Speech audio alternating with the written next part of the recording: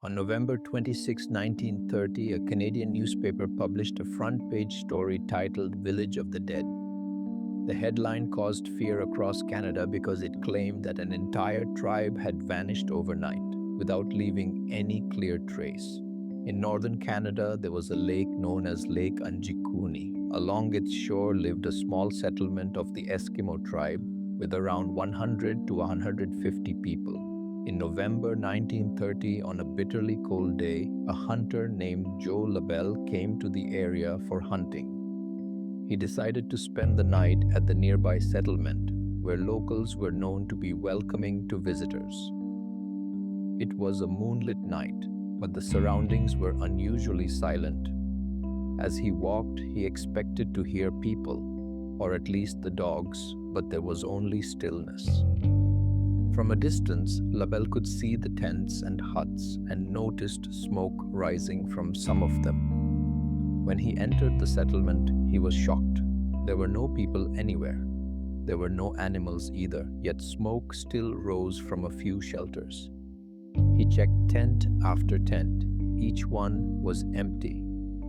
What disturbed him most was how unfinished everything looked, as if people had left in the middle of normal life. Cooking pots were still on stoves, and the food had burned, suggesting it had been left unattended. Sewing work was still there, cloth, needles, and thread, as if someone had just stepped away. The tribe's dogs were found tied up, but they had died of hunger, even though food was reportedly nearby. He also noticed a freshly dug grave, which looked like it hadn't been there long. In that region, people typically took their dogs with them whenever they traveled, so leaving them behind seemed especially strange. Terrified by what he had seen, Labelle rushed to the nearest telegraph office to report everything. When police arrived, they confirmed the settlement was indeed deserted.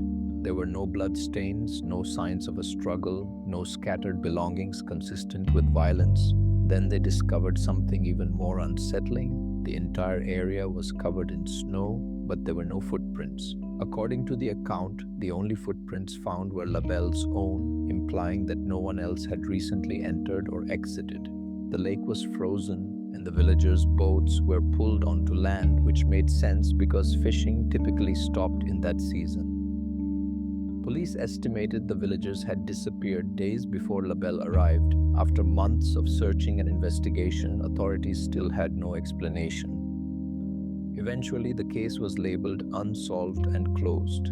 About 50 years later, in 1984, two writers published an article linking the incident to aliens.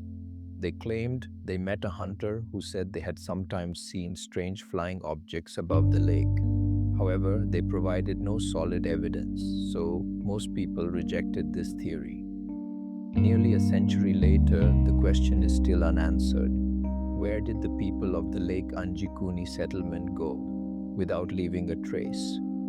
The disappearance remains one of the most enduring mysteries associated with northern Canada. If you really like this story, thumbs up and subscribe to our channel for more updates.